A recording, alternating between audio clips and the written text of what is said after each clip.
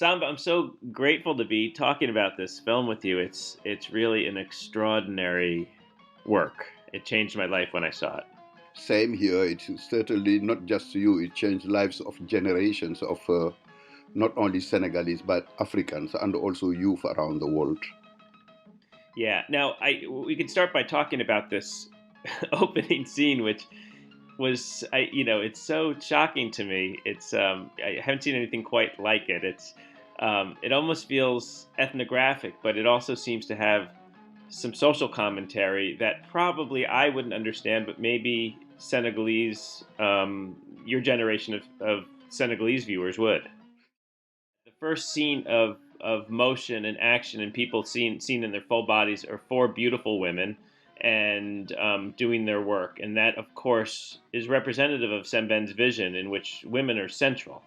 Women are central, and the same way that the man is getting his head shaved and his nostrils clean, the women are carrying their calabash coming back from the market where they went to buy supplies to cook the daily meals for their family. So it's just recording daily, ordinary life in Senegal. People have talked about Mandabi as a comedy. We're looking at him, and he's belching and he's sweating, and he was on his way to mosque. And can you talk about how Sembène feels about Ibrahima? Well, yes, I mean, he's a very, very complex character. Again, a rural person who came to the city, no education, and with his own values. And he arrived in city, a space in itself which is completely different from the values he had in his village. Of course, the title of still of the film is very, very important. The money order, meaning there is a new economic, political, and economic and cultural value that has been brought into African countries.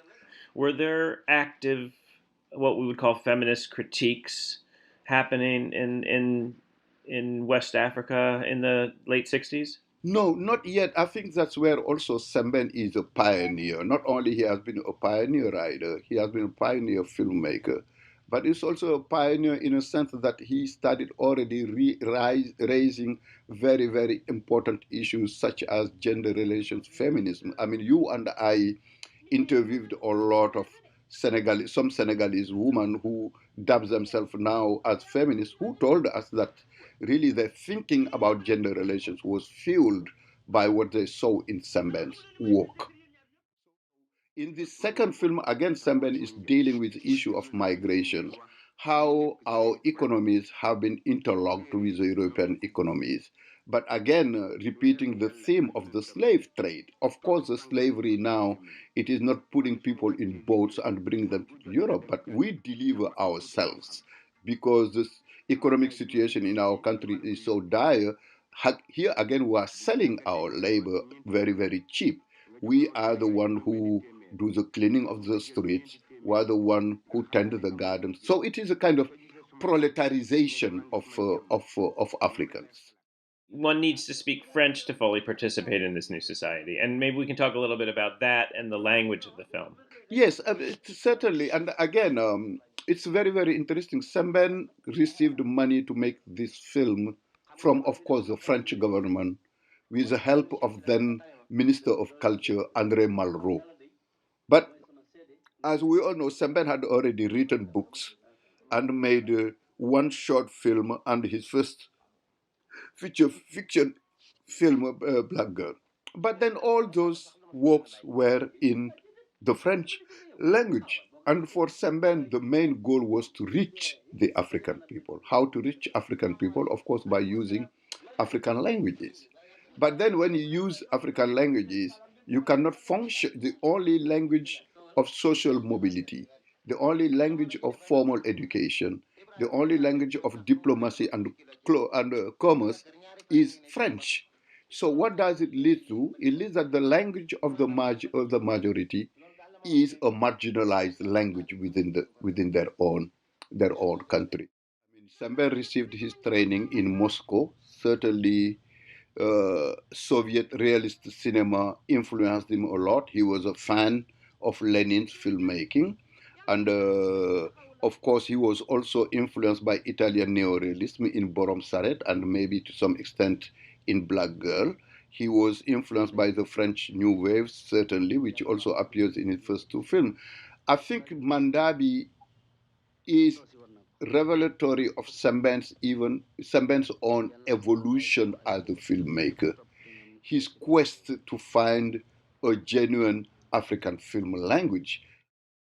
It was an opportunity for Senegalese to see themselves as they are on the screen for the first time. And for Europeans and Americans who saw the film, and they did see it, and we can talk about that a little later too, it must have been radical also because they had been watching people of color as savages and extras and props and plot devices and menial workers and people without voices. And here they were seeing these real people having real struggles.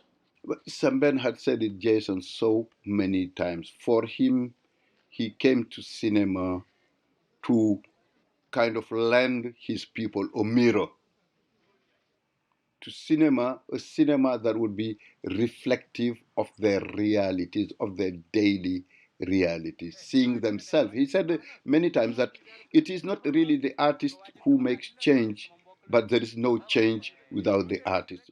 Every detail in Mandabi and in Sembène films in general have has meaning. Every choice he um, makes the commentary richer and richer. So he's telling a simple story here that anyone can probably understand, and of course the coding within it makes it all the richer for African audiences and Senegalese audiences, and it's an incredibly intricate tale. It's very simple on its face, but there's so Yeah. many intricacies within it. Sembène had become an icon of third world cinema, so to speak. I mean, he was already in 19. Yes, well, actually, this film actually in 1972, of course, he was already invited to be a juror at the Cannes Film Festival. Semben 1972 had been invited at the Moscow Film Festival in the Soviet Union. Semben had become one of the icons, as I said, of third world cinema, Latin American cinema, and he tells a scene actually that something that happened to him in Cameroon in the late 60s when he was in a hotel and he was summoned at the lobby that there is a chief police that is waiting for him. So he comes down. He said, "I was scared. I did not know what I did, but this policeman just wanted to tell me, thank you very much for telling my story." I told him, "But I don't know your story." He said, "Yes, this money order issue you are telling happened to me here in Cameroon," which is to say that Sembène has not been only the voice of Senegalese, but she has been a voice of the entire continent.